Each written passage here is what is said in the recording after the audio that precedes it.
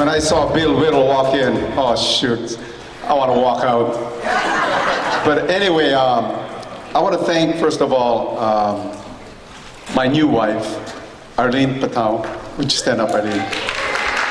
Okay, we've been married now for 10 months, you know, and my career is very maybe unique to all of you. I didn't come here to make $1 million. I came here to pay off my commercial building. That's number one, and pay off my house. My thing was, if my commercial building is paid off, I can get about $8,000 a month in rent. How many think that's a pretty good deal? If I paid off my house, I had a duplex. If I pay off that duplex, and I can rent for a caregiver on one side, live on one side, I could have one of my caregivers on the... See, anyway, it's a little different, and save enough money, close to $1 million, and that's it. I didn't have the idea to go make $1 million. No, I wanted to be at my remaining part of my life when I'm at age 65, to get closer and closer to the Spirit and to know truth. What is truth? What is happiness? What is bliss? What is it going to be an outside happiness or an inside happiness? And the scriptures all talk about the inside, true or false? But then the world is always getting us to see happiness is here, happiness there. The more we have TV and the more we watch the media, true or false? We want this, we got this Mercedes, then we want the 450, or the 450, we want the 500. Are you with me? If you got one house, then you want a bigger house. But anyway, I didn't come in this place for that. I came in to know myself. Because I was a little different. But anyway, the difference in history, talking about the company, okay, just quick notes while everybody was talking. Chuck, you did a good job. That's it. That's the retreat, man. Total retreat. But anyway, and the rest of the group too that you spoke, I was taking some notes, and all of you are unbelievable. But you know, one of the differences, the first one is this in history. You know, when we first started in 1982 and 83, how many of you are under 30 years old? Stand up. Stand up. Under 30 years old. Do you know we rejected all the people that under 30 years old when the IBA came in? Danny Alonso would not be recruited. Anybody that came here under 30 years old when you were recruited, all stand up. They recruited you. No, keep on standing, under 30. If they recruited you and you were under 30 years old, including Danny Alonso, we would not, the IBAs, my wife would say, he's too young, they're not ready. And we rejected that. And at 32 years old, I had to make an exception. I had to write to Mike Sharp and say, this guy's good, this guy. Bill, do you remember that, Bill? Under 30 years old, they're not ready for this kind of business. Bill, I don't know about in Louisiana, but that was the guideline back then. I remember asking Art Williams when he invited us also to his place, and I said, Art, what about the young ones? And he says, I already told you. And he bite my head off. He said, are you smart enough? I mean, they're not ready. But you know, in today's society, because of technology, things have changed. Are you with me? Okay, so that's one of the big things in history. No female leaders. In Mike Sharp's group, we had all the guys except one gal. Her name was Brenda Sharp. In our base shop. I remember developing people in our base shop, and I had a couple of Filipino nurses, and Dewey goes to me and goes like this. Can you see her leading? Not knowing there's a lot of cash value policies in there. So that's another change. Today we get female leaders. They're 51% of all the agents. Here's another one, different. Chuck, you said go out and talk to strangers on the street. No cold calls. It was all referrals. We didn't build this business on cold calls. Change? Yes. Because today a Filipino nurse meets another Filipino nurse. Hey, Filipino po, it becomes warm immediately. So Art didn't understand all of that stuff. And then I said, well, it's totally different. Chuck says, go recruit strangers. We're doing that too now. So some of the things that we didn't do, we're doing it. Here's another change that I see before I start about some of the history. I started in the insurance business in 1971. Oh. How many were born in 71? Okay, 1971, I was recruited by a company called You're in Good Hands. I got recruited by Allstate. Then in 1974, I got recruited out of Allstate to a company called Prudential. How many heard of Prudential? See, I think everybody is destined to be in a company so that someday you can tell your story so other people can benefit from it. Right. Okay? Frank, I've been an Allstate agent. I've been a Prudential agent. You know another company recruited me? Because I was good, Danny. I get up in the morning, leave the house at 7:30, 8 o'clock, don't go home till 12 o'clock. If I left the city of Los Angeles, I had a steady income, had 3 weeks vacation, I have all kind of stuff, all kind of benefit. That wasn't me. Going to City Hall of Los Angeles was like you put in something on me. It's like I was limited. So I had a karate school also. I had always part-time income. I was looking for part-time job. So I got recruited out into sales. First was Allstate, then Prudential, and the last one was, how many heard of Fast, Fair, and Friendly? Nobody heard of that one? That's Farmers.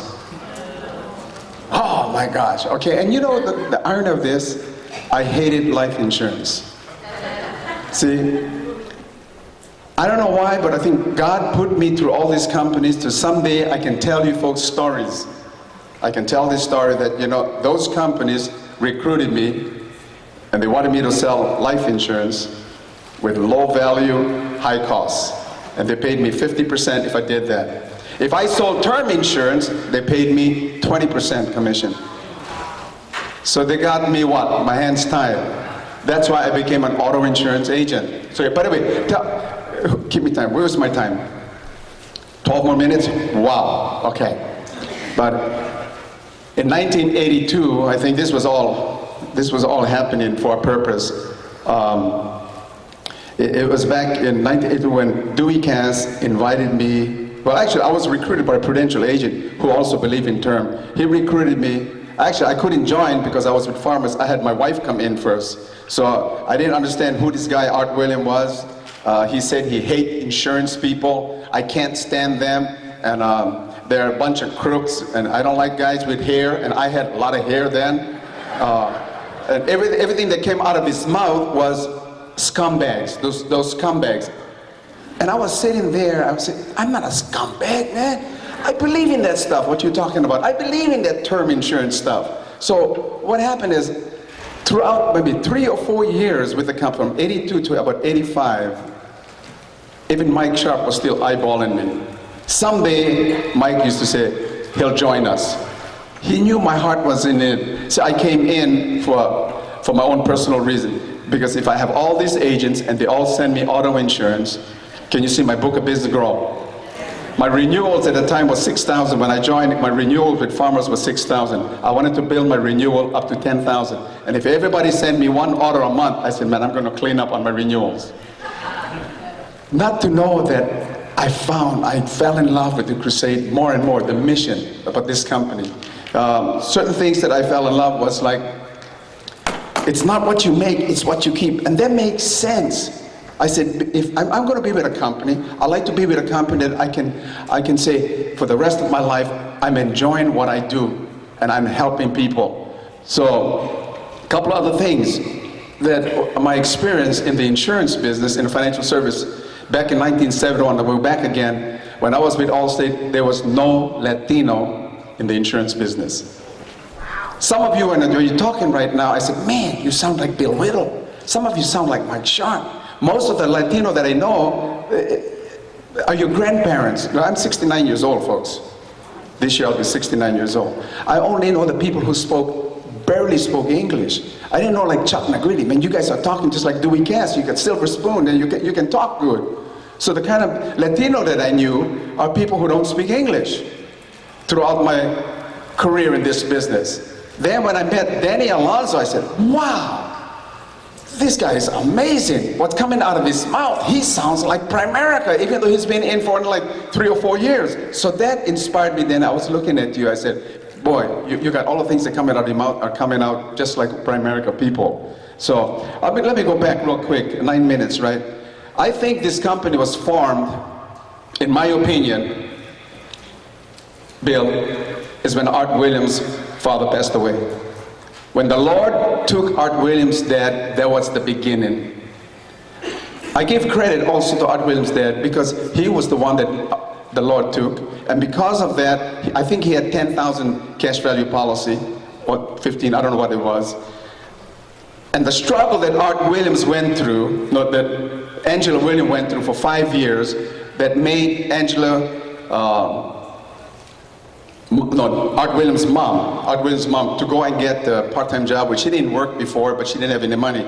So Art Williams had to scrounge around to support his baby brother to school. So Art Williams was taken as a football coach. He wasn't making enough money. So what happened is he was selling Christmas tree, coaching Little League, whatever it is, and refereeing and making $10 or $12 just being referee. So he stumbled across this part-time opportunity called ITT, to sell insurance. And selling insurance is not a career that, it's not a career that parents says, when my son graduates from school, I want my son to become an insurance man. True or false? It's something that the scumbags, I mean, if you can't find a career, then that's what the business you go in. So it wasn't a great career, but Art Williams, anyway, found out there was something different. His cousin, I forgot what the name of the cousin was, he was a CPA, and he says, go to talk to this company called ITT, so it's about buy term, invest the difference. See, in 1963, when Art Williams' dad died, I think the ball started rolling, because the mom had to go work, and Art Williams had to look for a part-time job, and he stumbled across this business. And the horror and the brutalness that they had to go through, so all of you are here. Are you with me, folks? Yes. Yeah. Every insurance company was against him. I mean, but he also did nothing also to win the war of the insurance, because what he did was he championed the cause of part-timers. It used to be all full-time agents. So when he recruited all the part-timers, coaches, people, good people standing, like Bill Whittle and all the other people who didn't go to school to become insurance agents. Are you with me, folks? And they took off like a wildflower. And so I think from ITT, by the way, read this book, so that if you want to be an RVP, by the way, you guys got to buy this book. I'm promoting this book today. This is the best thing I can do. You got to read this book, and you got to fall in love with the history of the company. It's the same thing as the Bible. The Bible goes 2,000 years, Matthew, Mark, Luke, and John. If you study all of this stuff, it's the history of how to behave. If you want to behave properly, you read this book also. Is that a deal? Yeah. So, okay, 6 more minutes. Let me go back. Now, we're at 1968. Art started selling insurance part-time. 1970, he saved, in 2 years, he saved $42,000. Then he went full-time. He left a coaching job. He was like #1 coach. In 1977, he started this company, okay? He started this company in 1970. He saved, I think it was like, I don't know, Bill, I think it was $200,000 saved, and he went full blast, invested all of that to form a company that sounded, in my opinion, when I heard about it in 1981-82, A.L. Williams Corporation. And I thought that was a law firm. I couldn't figure out what the hell this company is all about, A.L. Williams, okay? So in I think in 1978, there was a guy by the name Bill Stewart, okay? Now it's going down, I don't know about how many generations now. Bill Stewart was recruited by Tuttle, and Bill Stewart found Doug Hartman. How many heard of Doug Hartman? Okay, Doug Hartman is right by Disneyland, I think in 1978. And then 1980 or 79, that's when somebody dragged one of Mike's friend down to the meeting. Then Mike Sharps was dragged down by his friend also, and then they all quit. Then Mike joined, I think it was 1980. Are you with me? Yes. Okay, in 1980, I heard of this company. I was with farmers also, and I heard about they were doing some kind of different insurance, and I was with farmers. And I already believe in term insurance, by the way. I used to market term insurance, decrease in term, and I used to put in an annuity because we didn't have mutual funds. So what happened in 1981, Dewey Cass. Somebody heard of Dewey Cass? Okay, Dewey Cass was recruited by Mike Sharp. Mike Sharp recruited Dewey Cass before his brother recruited Dewey Cass. You guys got that? Because Mike recruited his brother, who recruited Ralph Cass. So Mike immediately went to Dewey so that Ralph Cass couldn't recruit Dewey, who would be underneath Mike. Isn't that unbelievable? Good history. And you know, and today, Dewey Cass organization is the only direct that Mike ever recruit that's still around. And Dewey Cass, then we get Ben Padau. Actually, it was Kevin Bohannon, which Bohannon had a brother was trying to recruit Kevin, who was the Prudential agent who recruited my wife because I couldn't come in. Is this helpful to you guys to know some history? Yes. So that you know, when Karma told me to talk about the history, Karma, you know what? When I was in high school, history was the worst class for me. I always say to myself, Chuck, I'm going to stay awake. I'm going to stay awake. No more than 5 minutes, then Mr. Farron talk, and I said, tomorrow I'm going to stay awake. I'm going to stay awake. History is the worst class for me. So I hope by me giving you some history, you don't fall asleep on this thing, because it has some bearing upon how you feel about this company, Frank. You follow? So when how Dewey recruited me, he invited me to one of these things, I think in 1982, and then Mike got Bobby Busan on a retreat where we had 75 people. How many? It was in Palamesa, okay? So Mike knew already how to put things together, so he invited a speaker called Bobby Busan. He was one of the top guys. And when I listened to Bobby Busan versus the Allstate, the Prudential, and the Farmers manager that I was involved with, there was no comparison in personality. The Farmers, the Allstate, these guys were managers. They were supervisors. You could feel the aura of the room when they walk in. The manager is here. Watch out. You gotta be behaved. Bobby Busan, he was a normal guy. I mean, I saw how he golfed, and when he was, I think he was teeing off, and the ball went this way, and he hit up, and then he went this way, and he couldn't get it up. I said, wow, he makes 400,000. He cannot get the ball up. I said, I like this guy. I can identify with this guy. And then we went in the jacuzzi, and he sat down, and I looked, he had some flap here, and I said, the hair on his chest. I like this guy. He comes in the jacuzzi with us. See, in Primerica, the leaders are really different. I mean, and then, because Bill is here, Bill, you were instrumental also too. Bill was invited to Palamesa again, Bill. So, our retreats used to be at Palamesa because it was 150 people max, 200 or 300, right? So, and then Mike invited Bill. I think we now fast forward, and one of the retreat also, and Bill was unbelievable. And when he spoke, I said, "Holy shit, these guys are unbelievable."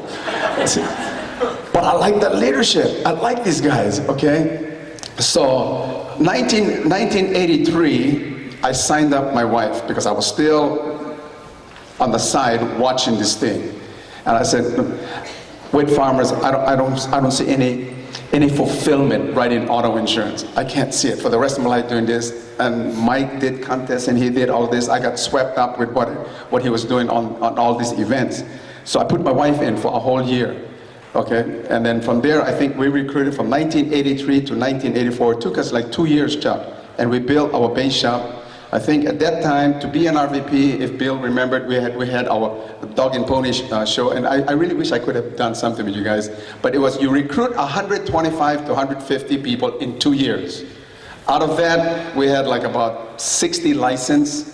Out of that 60 license, 55 was replacement, which we didn't understand yet. And going a little history about this, I took the contract because we did like 40 by 40. And I thought I was kingpin, and I didn't understand about replacement. And then I went, shoot, I only got 5 coding, we're gonna build it. And then I had 2 guys that said, we're gonna do it. We'll be with you. Contracts just like that, you follow? And my wife believed in me, and she said, you're better than Mike. And my chest popped up. I said, I'm better. Yeah, because she said, you got 12 years in the insurance. Mike has only 3. So know that this is not an insurance. This is about building people. So I had to learn that.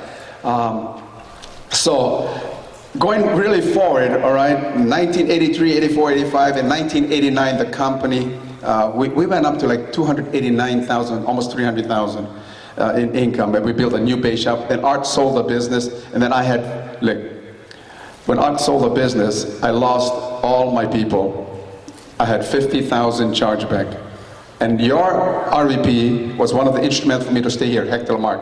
I called Hector, I said, Hector, are you staying? Hector said, yes. Okay, I'm staying. And I rebuilt this thing. And I want to thank our team who's here, because I believe leadership is everything. Danny, you know, you've done a great job with our group. And can I have our team stand up who just visited with the Danny's team?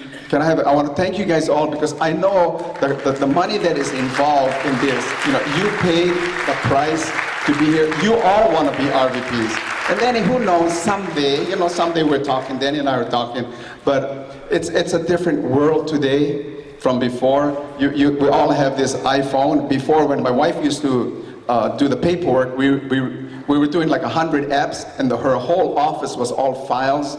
Today, in John, who handles my LA office, there's no files. Can you imagine that? And you guys get paid right away. Before, we get paid in 2 months or a month, and we lost application and all that kind of stuff. But you guys are fortunate. You have a great leader, and someday, you know, I'm thinking we might do something together even much closer, and I look forward to be with you folks and stay here until my new career, my second life, okay? I'm gonna be, my first life is done.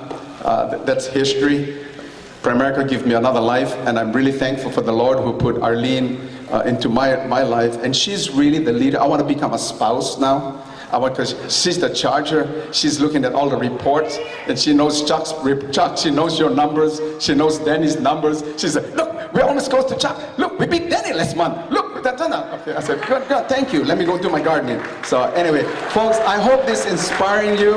I hope this helped you a little, just to have an old man, a senior citizen, to be here just to share a little bit of our story.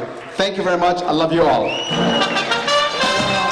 I'm going to talk with you for a couple of minutes. I've actually spent a lot of time investigating the Marine Corps. And I found out that the Marines are very similar to Primerica in a lot of ways, other than us risking our life, of course. But there's a lot of similarities. There's a lot of connections that I have found that I think we all need to understand. You know, I'm very proud of our military, and I'm proud to be an American. And what I say is, if you don't like America, get out. All right? If you don't like America, get out. This is still the great. I've traveled all over the world, guys, and there ain't nothing better than the United States of America. Okay? And so I want to share a couple of thoughts with you today about building the Marine Corps way. And there was a book and I'll get you, I think the last name is Carrison, and they were ex-Marines, and they took a look at, you know, what is leadership the Marine Corps way? And I want you guys to think about the similarities between the way that the Marine Corps builds their people and the way that we need to start getting a little bit closer to as far as building our people, okay? So we got to think about attracting the best of the best of the best. One thing that is very critical is the recruiter being the believer in his company. Belief in the product may be the single most compelling factor when we make that exchange called a sale or a recruit. So we talk about belief, but do you really believe in Primerica? That's a question that you got to ask yourself. Are you sold out? Like I talked about today, I sold out hook, line, and sinker. There was no other option. I burned my ship at the shore. It's a question you got to ask yourself all the time. Am I believing in this thing? When Bill talked about being naive, I was naive. I was one of those people that I actually believed that when people told me they were going to show up, that they were going to show up. I actually believed that I was going to make $100,000 a year. I actually believed that I could win at this thing. I actually believed that it was going to be easy to win in Primerica. I believed it. Now, when I got my butt kicked and everything didn't go my way, I didn't cry about it. I didn't whine about it. I said, you know what? Hey, took my lumps. The harder I got knocked down, the faster I got back up. The more I believed. Because when I was out late at night, I knew that most people wouldn't pay this price. Got a guy on my team. His name is Duke Beckford. This guy drives an hour and a half. Him and Jennifer drive an hour and a half to my office every Wednesday night and every Saturday morning. They don't miss meetings ever. And I think about these, and I go, nobody would pay that price. Nobody would do it. That's why I know they'll win. That's why they're winning. That's why they got up here and got their $10,000 jacket. See, they're paying the price. Because why? Because they believe in Primerica. Do you believe? Basic training. You must provide great training for your people. Everyone that becomes part of an organization should be required to go through basic training. It helps people bond, knowing that they all have a shared experience and knowing that they all went through the same difficult challenge to get where they're at, which creates a mutual respect. This training helps give your agents a sense of belonging and being privileged to work with the company. Do you feel like, I show up, I'm showing up because I'm trying to, just because? Or am I showing up because I feel privileged that Primerica allowed me to work in Primerica?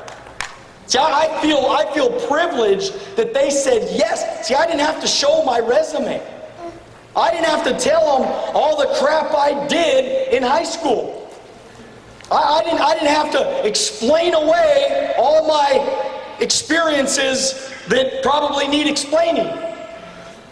I didn't have to talk about any of that stuff. They gave me a chance to win in Primerica. And I forever will be grateful to Primerica for that chance and that opportunity. I don't take Primerica for granted. I've never taken Primerica for granted. I'm sitting there listening to Bill, taking a ton of notes, and I'm thinking to myself, wow, no wonder we've had a little bit of success here. It's not a mistake. I haven't missed a meeting. I've been doing this for 16 years. I think the last couple of meetings were the only meetings I've missed in 16 years. I just got back to Thailand, took a trip. I've never been gone for 12 days like I was recently. Never in my entire life. I've never been gone. My base shop stepped up to the plate. They're kicking ass right now, doing great things. I'm so proud of them, I can't even stand it. We have incredible leaders like Judy and Louis Perez, like Joe and Diane Burrows, like Duke and Jennifer Beckford, stepping up to the plate, showing how it's done, leading from the front. And I'm so proud of them. But you know what? I've never left like I left for the last couple of weeks. I've never done that my entire career. And so all of us have a mutual respect. Bill has a respect for me. Chuck has a respect for me because he understands what it takes to be consistent for that long. I was telling somebody the other day, my base shop has averaged over $30,000 in premium for 12 straight years. Other than maybe a couple of Decembers, we might have hit 24, 27,000. Other than a couple of Decembers, in the last 12 straight years, we've never done under 30,000 in production in our base shop while promoting out lots of RVPs in the process. I'm very proud of that. But see, RVPs, when you make it to RVP because you've been through the basic training, see, we all have a different type of respect. We understand what it takes. I look at Eddie Rodriguez. I have a different kind of respect for Eddie Rodriguez now. Because I know what he went through. I know the price he's paid. I know the focus and the sacrifice that he's made to get to where he's at today. It's a mutual respect. Every one of you need to get to that place. Leadership. Leading by example is one of the most important aspects of being a great leader. Most leaders of the rank and file have worked their way up from the bottom. And they can relate to his followers in every way. This gains the respect of his or her followers. No task should be below you, by the way. There's nothing that I haven't done. There's nothing that I wouldn't do. There's no situation that I've been in that I can't handle at this position, in this situation that I'm in my entire career. The place that we're at right now. There's nothing that I am not afraid to do in Primerica. Nothing that I'm afraid to do. Why? Because I'm a leader. And a lot of you, there's a lot of leaders in Primerica. The truth is, they won't go out in the field. They won't stay out late at night. They won't work hard. They won't go pay the price. Why? Because they're managers, not leaders. See, leaders will go in the field. Leaders will personally produce. Leaders will work hard. Last December, my base shop was at $26,000 the last day of the month. You know what I decided to do? Go out and write another $4,000 to get my base shop over the top. That's what I decided to do. What do most leaders, or what do most managers decide to do? They say, well, oh well, I don't need to worry about it. Not me. Because winning is what it's all about. I want to win. I want to create a consistent winning environment for our people to be a part of. And by the way, when the leader leads from the front, when the leader does it first, it inspires the masses. You understand that you're not here just to do Primerica. You're here to inspire others. Inspiring the masses is your job.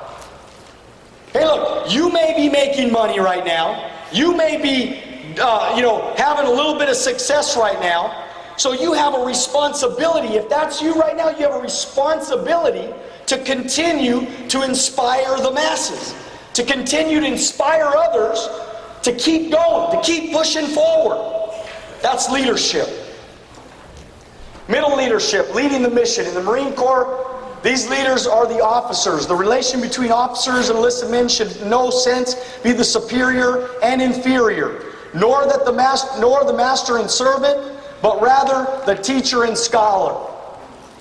So our job as leaders in Primerica, your job is not to tell your people what to do. Your job is to inspire them to do what it is that they need to do. And the only way that you can inspire somebody is not it's not demanding that they do it. The only way to inspire others is leading by example. Would you agree with that? Yes. So you must make it, if there's any decision that you make this weekend, it's got to be that you're going to be the leader. You're the one that's going to do it first. You're the one that's going to get after it. And then, I promise you, and only then, by the way, are you ever going to get anybody to follow you. It's got to start with you. I know it's not easy. Look, I've done it. I've been there. I know it's not the easiest thing to do. Look, there's going to be late nights. But you know what's incredible? What Bill just did right now? What did he just do right now? He really broke everything down to the simplistic, didn't he? Yes. It was 8 freaking appointments a week to change your life. 8 appointments a week, and you change your life forever.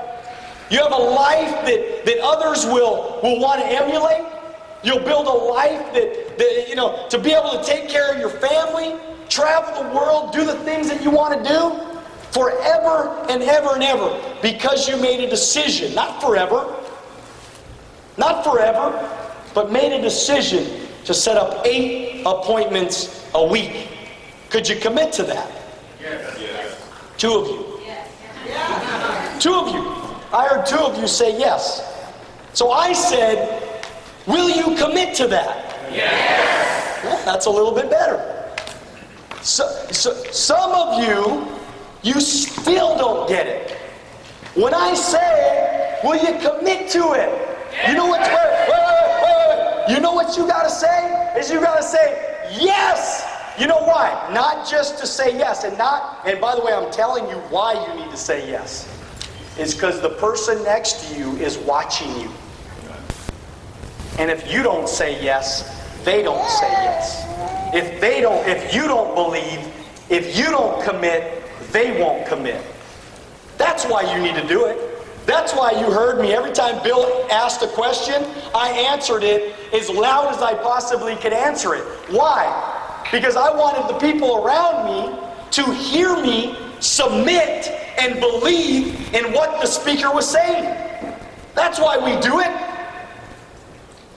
Because the leader inspires the masses. So if you don't commit and believe first, how are you going to get anybody else to submit and believe first? Am I making any sense here? Oh, that was a little bit better. So 8 appointments a week. Can you commit to that? See, much better. Senior leadership, leading the organization. The senior leader should display power, create confidence in the organization, and also create loyalty. This refers to one of the Marine Corps' most famous mottos, Semper Fidelis, meaning always faithful. Are you always faithful? I've always been faithful. That's important to me. I believe in this thing, and I ain't going nowhere. I made a commitment to my company. I made a commitment to my family that I ain't going nowhere. My team knows that if they know when I say something, it's gonna happen. They know when I make a commitment, it's gonna happen. Leading to victory. If we want the best for our customers and investors, we must be the first best company for our agents. Our agents are the biggest investments in a company. If you want the best company, you need the best people. People that like their job and that are proud to be a part of the company, right? You want those kind of people. You want people like me. How many of you like to override me? Yes. Would you like somebody like me, as committed as I am? Yes. Okay? People before paper. People are everything. People are all we got. You understand, if you don't take care of your people, they'll go somewhere else. If you don't take care of your people. Hey look, when Bill Whittle was talking about those champions, right? Do you think, could you imagine if Bill took you under his wing and said, I want to teach you, I want to coach you, I want to mentor you, I want to help change your life, okay? Could you imagine being that guy that didn't show up to class, that told him he was going to show up to class, right? Could you imagine, would you ever do that? You would never do that, right? Because it's Bill Whittle. But wonder if your upline ain't Bill Whittle. Wonder if your upline somebody else. Does that mean it's okay to do it to them? Just because they're not Bill Whittle? How does that make any sense? Right? But the ones that do commit, you need to take care of those people. You need to raise those leaders up. But you can't spend time with the people that don't want to play. He told us what great coaches are looking for, didn't he? Yes. He told us exactly what a great coach looks for. So you know what I look for? I look for those same things in people. I look for loyalty. I look for commitment. I look for showing up. I look for those people that bring people every week, that are prospecting all the time, that have a ton of appointments, that show up on time. Right? They show up early, they stay late. They're the ones that are committed. I watch them, and they're in my office, and they walk down the hall and they see a piece of paper on the floor, and what do? They go and pick it up. Because they're loyal, and they're team players, and they believe in the team. Those are the people that you sell out to. Those are the people that you give everything to. It's a privilege to be a part of Primerica. We want you to be a part of Primerica. We really do. We want you to be and we don't want to leave anybody behind. You understand that? We don't want to leave anybody behind. We love you. We care about you. You're important to this organization. You're important to Primerica. But if you don't want it, then we can't want it for you. Does that make sense? Yes. Leading to victory. Keep goals realistic. Unrealistic and unapproachable goals can have damaging consequences in a company. I think you got to know your why. You got to know what you want, but you got to set good, solid goals that you believe you can attain. Now, I don't believe in setting low goals, and I don't believe in having low standards. You better set your goals, you better raise your standards, and you better get after it all you can to try to achieve them. But look, if you've never done $2,000 in premium in a month, don't say you're going to do 10 grand next month. Because you're only going to disappoint yourself dramatically, which will probably knock you out of the business, and that's not good for company growth. It is very important to study and know the past. Knowing the past is the best way to prevent repeating mistakes that have already been made. That's why we talk about the history of Primerica here. That's why we talk about the past. Look, I love knowing the history of Primerica. Because number one, it gives me a sense of pride to know that I'm a part of something special. When you're a Marine, you're proud to be a Marine. Am I right, Joe? Yes. When you're a Marine, you are proud because you know the history of where it all started. You understand where it all started. And by the way, you could be a Marine, you could be in the Navy, you could be in the Army. Now, obviously, the Marines won't agree with that, but you could be in any line of service, and we respect you equally. Okay? And this is, I'm sure, very to the core of a lot of lines of service. But I want you to know that you got to read that book, Coach. You got to pick up the dang book, and you got to start understanding how special this company is. If all you are doing is thinking that Primerica is about life insurance and recruiting, and that's it, I don't think you'll make it long range. Because it's that history, it's that culture, it's that belief, feeling great about what you do, feeling that we are a different kind of company, that this thing cannot be duplicated. I think that's going to give Morning, you... everybody. Morning. Do we have a lot of fun last night or what? If I could get some help up here, Maria Pena, can you come up here, please? Irma Beltran and Rita Negretti.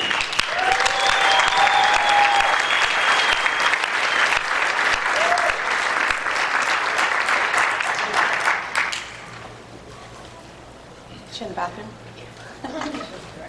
Okay. So we wanted to talk. How many are here for the first time? This is your first retreat. Raise your hand. Awesome. Now, out of all of you, how many of you are partners in the business? Okay, great. You're going to want to pay attention to these ladies.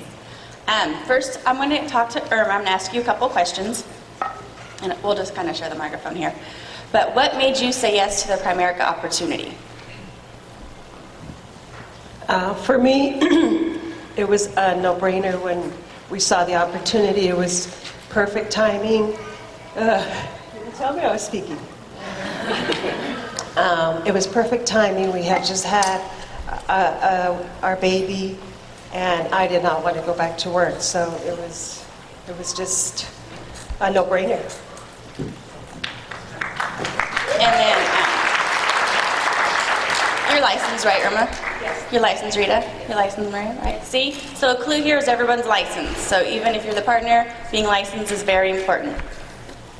And I want to talk to Maria. You're the newest one up here. So how did you get prospected by Primerica? What made you say yes, and what is your role right now? I was prospected by the magnificent Chuck. He came to our house. He did a presentation.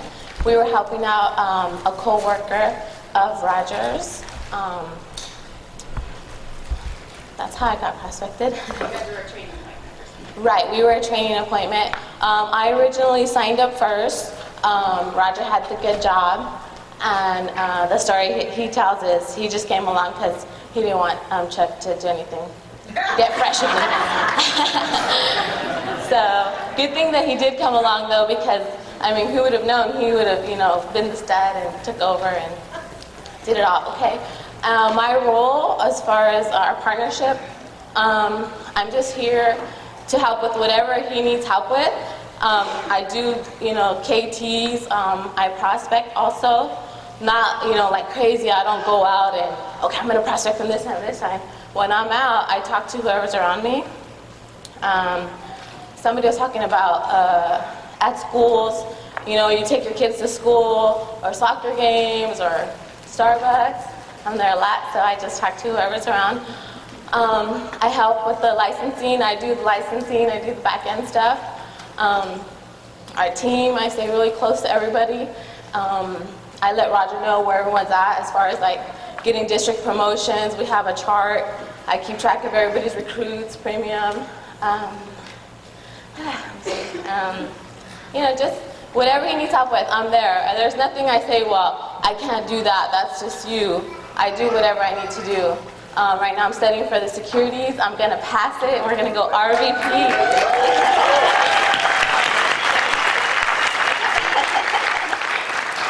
Is that it? Yeah. Okay, Rita, I want to ask you this. I know you guys have a huge bake shop, and running a huge bake shop is a lot of work.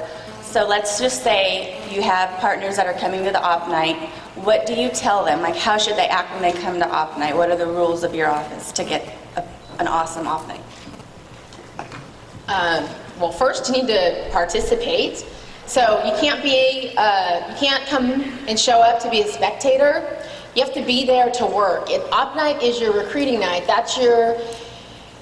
It doesn't matter where you are in the business, whether you're day one, you've been here a while, you have a team, you have no one, you're all by yourself. Your op night is the most important thing if you want to get your business going. So if you come and you're the partner and you came just to show up and warm up a seat, you've done no good at all. You should have just stayed home. Because if you didn't come to participate, and when I say participate, I mean you're up, you're walking around, you're talking, you're meeting, you're greeting, you know what to say, you know what to do, and it's easy stuff. It's something, it's so easy. It's just saying, hi, my name's Rita, what's your name? Who invited you? Oh man, that guy's a stud, and who brought you? How do you know that person? Just simple little conversations, 2-minute conversations, you move on to the next person. That's how you're gonna find who the studs are. Who are the people when the presentation's over and the lights come on, what do? Because if you talk to someone and they were a dud, well, when the lights come on, you probably don't want to go back and talk to them. But if you talk to somebody and they were excited and you feel like, okay, after the lights come on, I need to go back to that person and find out what did they think, right? Are they ready, part-time or full-time? What do they want to do with us, right? If you just came and you sat down, and the worst thing is the ones that come and they're a bad example. Not just they come and just sit down and not do anything, but they come and they do bad things, like they're texting, right? That drives me bananas. If you have a texter, I wouldn't have a texter, because if we have texters, I tell them, who are you texting? What is so important, right? Tonight is our night to build, not our night to find out. And like sometimes I know, oh, I'm texting my babysitter. Well, that was supposed to be pre-arranged, right? Your babysitter, whoever left your kids with, you should feel comfortable. Whoever you left them with, that for the 2 hours that you're here, that they're gonna handle that you don't need to be texting them. Or don't be texting your people that didn't show up. If they didn't show up and it's 7:30, then you can text them afterwards, right? And say, hey, the op night was amazing. Why didn't you come? Don't text them during the meeting, right? Because the most important people are the people that are here right now, present. So to have a great op night, it takes everybody. It can't just be me and Maria working the room and then all the other girls are just hanging out, that are chit-chatting with each other, right, and not new guests. That doesn't make a great op night. You're the host of the party. I'm the host of the op night, Maria's the host of the op night, Marlene's the host of the op night, Angie's the host of the op. It's our op night, it's my op night, and it's their op night, individually everybody's op night, and they're the host of their party. You wouldn't invite everybody over to your party and sit in the corner and text your friends that haven't arrived, right? You'd work the room with all the friends that showed up to celebrate with you, right? So why would you do it at your op night? I don't know. So to have a great op night, treat it like that, and I promise you, man, great things will happen. It'll start to, like everything will start to spark, and people will start to be excited because they feel like, man, they were a special, right? Because you talked to them and you made them feel special.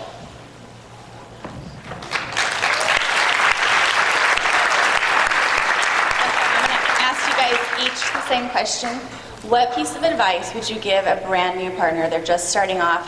What would be the best advice you could give them to help their agent at the beginning stages?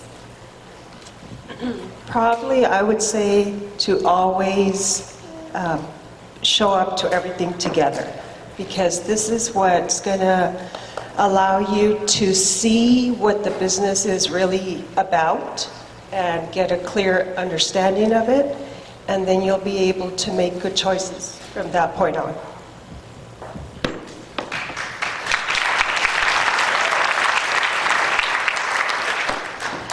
I agree, show up to everything, but I think, at least for us, for Chuck and I, the most important thing, I think, obviously, like, you know, you got to do everything. When you're a partner, kind of like what Bill Whittle was saying, man, you are like the director of it all, man. You make everything happen, and I really believe, like, if you're not the one, like, I'm the first person Chuck sees every morning, right? So if I'm not the one who's believing in him and telling him he's awesome and telling him how great he's going to be, when he walks out that door in the morning, right, if I'm crapping on him and saying, man, you haven't helped me with the kids, and you haven't done your part around the house. So when he walks out that door, he's going to feel like, shoot, man, I should probably go back home and help with the house. Instead of leaving, if I say, man, you're awesome, you're the best trainer, man, our team's so lucky to have you. When he leaves, right, he's going, I'm a stud, right? Everybody wants, anybody I talk to today, I'm gonna recruit, right? Or, right, I'm the last person he sees every night. So when he comes home, whether he had a great day or a bad day, or if I had a great day or I had a bad day, that's really what it is, right? Because sometimes your trainer or agents out there could have great days, and man, they come in, they're pumped up, but because poor you had a crappy day, right? And it's your own fault. You say, well, lucky you, all you had to do was out prospect all day, and here I am dealing with everything. So now you crapped on your partner, right? You crapped on your agent, and that just put them that took all their high and brought them down to a low. So the worst thing you could ever do is that. So the best thing, I think, no matter what your part is, whether you're in the office, you're the field trainer out in the field with them, or, you know, maybe you just support them at home, I don't know what you do. But the best thing and the most important thing, I think, is that you always are bringing them up and pumping them up and telling them they're amazing, even when you don't feel like it, right? That's when you have to do it the most, is when you feel like, man, everything is going wrong. When they walk through that door, whether they're smiling or you can tell they're down, you need to be telling them they're a stud, telling them, man, there's another day tomorrow, it's going to be great. Who cares about all those dummies that didn't listen to you today? You're better than that. You need to believe in them, because that gives them the energy and the belief in themselves that they need to go back out another day, right? And meet their stud, meet their Roger, meet their Junior, their Eddie, right? They won't meet them if they're feeling like crap, right? They won't ask them if they're not feeling like a stud. So that, I think, is huge, in my opinion.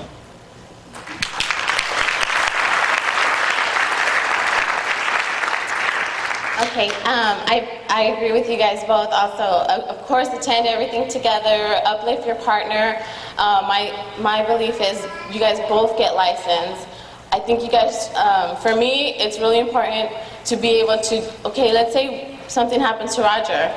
You know, if he gets tired, he doesn't get tired, no, I'm just kidding. I should be able to step up if he needs me to step in and take over if he needs help. Or I think it's important for partners not to just rely on your other partner. He's gonna do it, it's him, he's a builder, he or she, you know what I mean? I think it's important for you to have confidence, grow together, overcome your fears, because when we first start, we're all afraid, right? Prospecting, we're afraid of set appointments.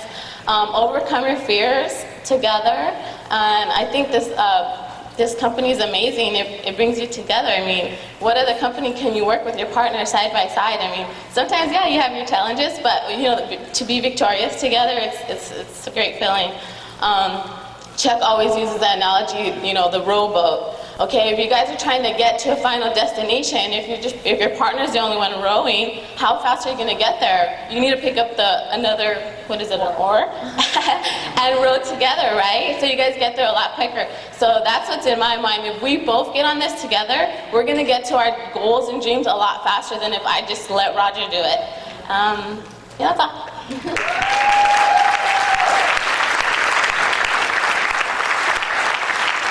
Okay, last question. What is your why for for doing Primerica? Share with the group, because not everybody knows. Do you have kids? What's your why? Is it your parents? Tell us the reason that you do Primerica and why you're not going to quit. Okay, so now this is the emotional question. Obviously, those of us that have kids, we do it for our kids. Of course, that's my biggest why. One of my biggest whys. Of course, my family, my mom.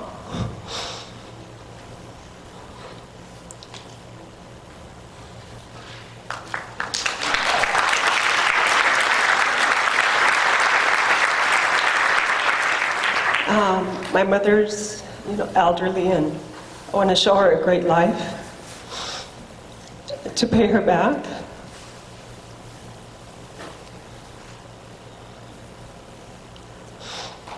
But I think at the end of the day, I do it for me.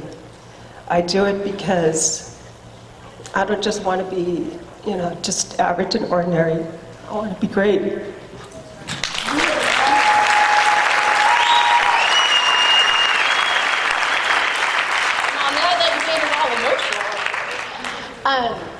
Well, I mean, obviously, our kids have, Derek and Megan have been, Derek was 3 when we joined the business, and Megan was born in the business, and our kids have an amazing life. I mean, so many little things like that they get to experience that we never got to experience as kids, and just the way they think and everything. So our biggest why is because we want our kids to just know that whatever it is that they want, whatever they want to be, they can be it, right? It's possible, that there's no limits. And so obviously our children and our parents, Chuck's parents are older, and we like to do things for them that without us, their life wouldn't be as easy as we try to make it for them. And so obviously his parents, because they are elderly, and my mom, my mom still works, and she's a single mom, and God, you make me get emotional. but that, she still works, but someday she is going to retire, and we like to give her great experiences. We take her on the company trips, and we like to do great stuff for her that nobody else can do, and it's up to us to do it. So for that, but really, our why is we want to live a great life. We don't want to end up at 60 years old and still having to work, or still not getting to go and do great things. We want to spend every single day together. I mean, just today in our life, we get to wake up every single day. We take our kids to school together. We are in the office together. Chuck goes on appointments. I work in the office. We come together at night. Our life today, as opposed to 12 years ago when we were both working opposite schedules, just that alone, we would never, ever go back. I don't care how hard we had to work in Primerica, how tough it got, what changed. There's no way anybody could ever make us punch a clock again, because you can't control your life. And the fact that we get to control our life and our income every single day, that's worth it. I'm telling you guys, you have no idea how great it feels to wake up and say, okay, it's first of the month, pay all our bills off, and then what are we going to do? Where are we going to save our money every single day? Once you get to that point, and working to get to that point, it's fun too. It's not always hard work. It's fun getting there too.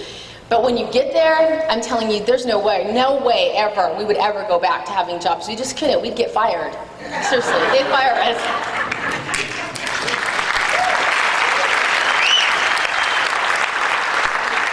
Okay, I'm not going to get emotional because then I won't be able to talk. But of course, our kids, you guys all know we have 6 girls, and they're not very small. They're kind of older now. Our youngest is 9, and we have teenagers.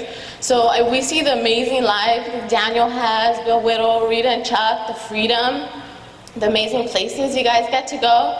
And that's my why. I want to take my girls there. I want them to experience things that we didn't get to when we were younger. Also, our family, of course, my mom's single. Roger's parents are older. I would love to help them out and, get them set in life where they don't have to worry about anything. And important also is our team. I see Eddie getting his RVP promotion. Congratulations, Eddie. I know you guys worked so hard for that. And to me, it's amazing, and I can't wait to see Johnny Tanisha and Andy Amucio and Gil and Marlene and, all of our team getting their RVP promotions also, So to me, that's a big why. It's not just us, it's our team and getting to share in their lives and seeing their families prosper and get to live, amazing lives also. And that's all.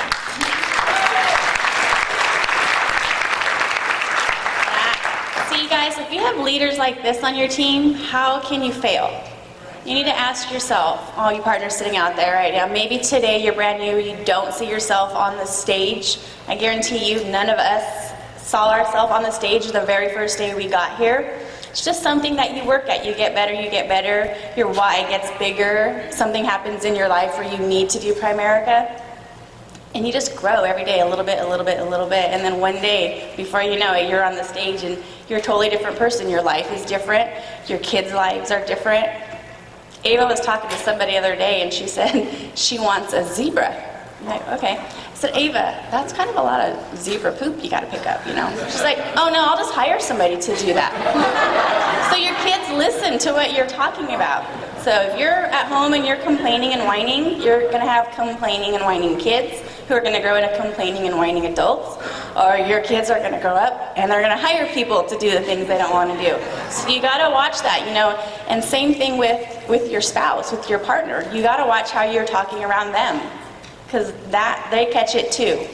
So I want to thank you for coming up here and sharing today, our first partnership panel at the retreat. I know you're all going to go on and do amazing things. You have big whys, and you have a lot of people counting on you. You have a lot of responsibility on you, and I know you girls are going to come through. Thank you.